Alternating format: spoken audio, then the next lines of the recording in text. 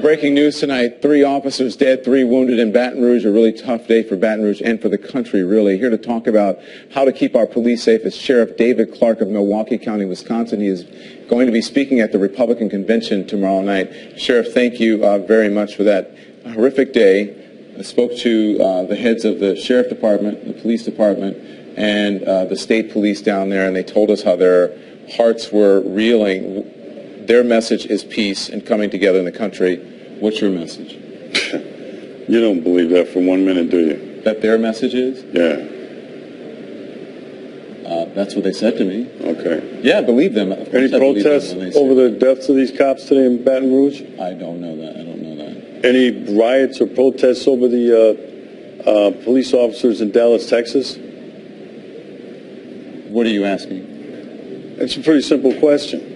I asked you what's your message to the people. Their message is one of peace. What is your message? My message has been clear from day one 2 years ago.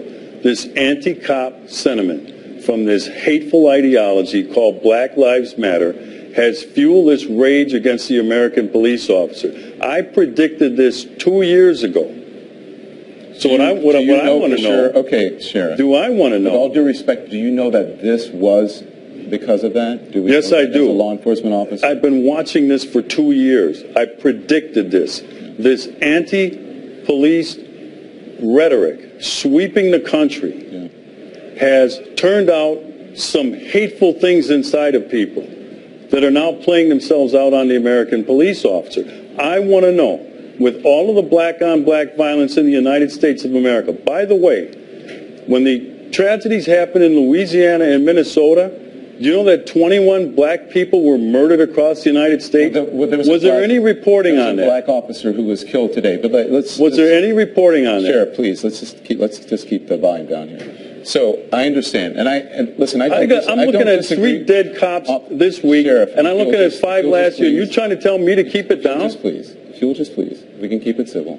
So, because the message to people at home, I'm sure you want, is one of civility. I wish, Don, I wish you had that message of civility. Have a conversation toward this with you. Hateful ideology, these purveyors of hate. You don't know what my message is. That's what I want to say to you is, these people preach vile and virtue in the name of hate. We're going to go to break, and we'll be right back.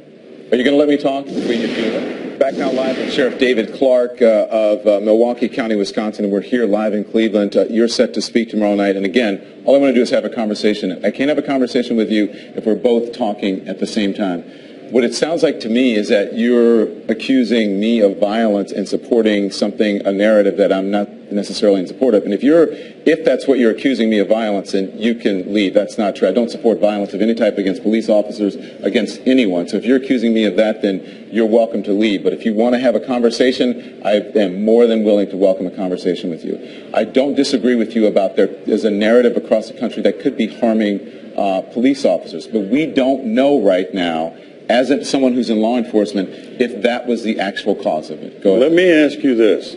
Do we know that generally the American law enforcement officers are racist? Do we know this? Go on.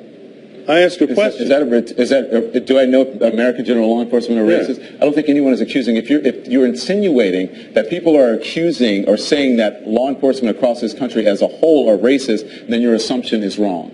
First of all, this whole anti-police rhetoric is based on a lie.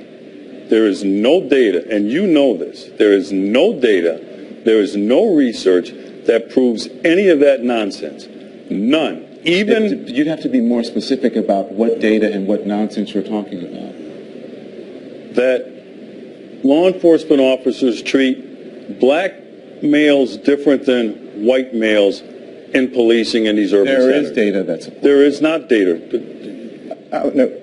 The president spoke about it. Cedric Alexander, who is a law president has enforcement been officer, lying about it. He said it again the other day when he said black males are 2 times more likely to be shot by a law enforcement officer than white males. Don, that is a lie. That is not a lie. It is a lie. Yes. Show me. The research Show me. The research Show that it to me then. we have from the Washington Post, The Washington facilitated Post study. debunked that nonsense. There's also research. He also said this time. There's also research. He continues. A Harvard professor that also showed that black people are treated more aggressively by police officers. No, you are wrong in your interpretation of that Harvard study, because I read the study. That's not what he said. He said he was surprised to find that in shootings of the most severe in shootings, that he found no evidence that there was a difference. Also, it should be noted that that study was a very small sampling of police departments across the country. Many people did not find it credible, but it is also interesting that in that research, he found that blacks were treated differently when it came to aggressive policing, but for the most egregious shootings, he found no difference. That's what that study showed. Well, based on what? Just generally? Or are we talking about high crime areas? Are we talking about police officers being under attack? Because let's go back to where this whole thing started in Ferguson, Missouri.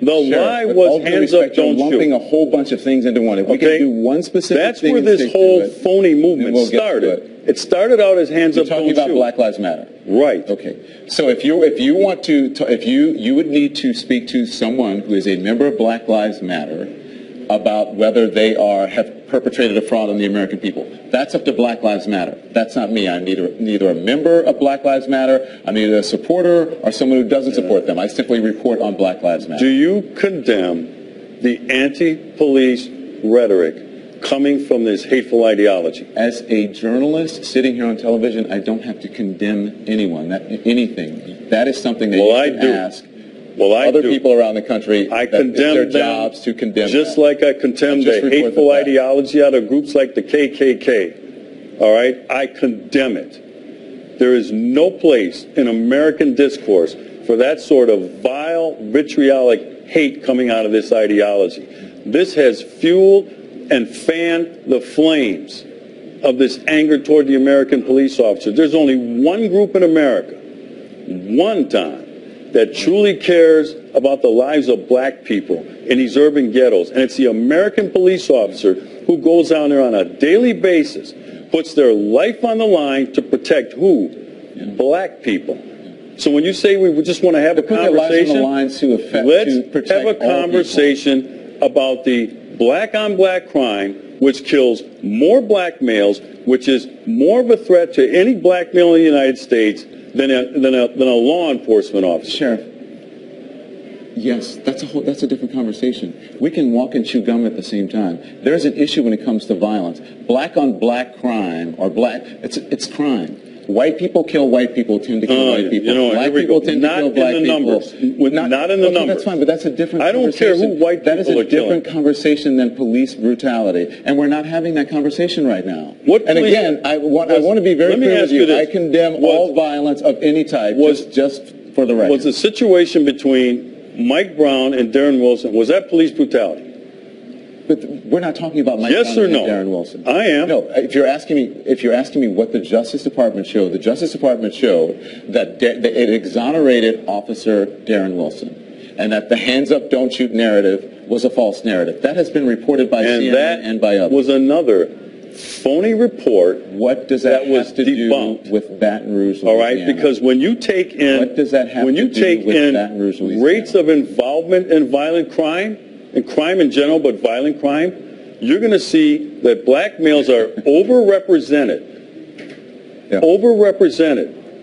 in terms of being involved in violent crime. That's going to mean more arrests. That's going to mean more people going to prison. This stuff has already been debunked. Sure.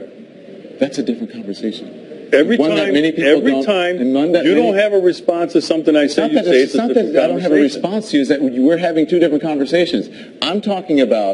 I'm asking the questions here. You're answering the questions by asking questions about some other subject that we're not discussing. We're talking about this hateful ideology called Black Lives Matter. You said you're not a member. You can't be a member. It's not an organization. There's no structure. That's what you're talking about. Listen, I understand, and it is a hateful ideology. I understand it's a very stressful time for you. These individuals.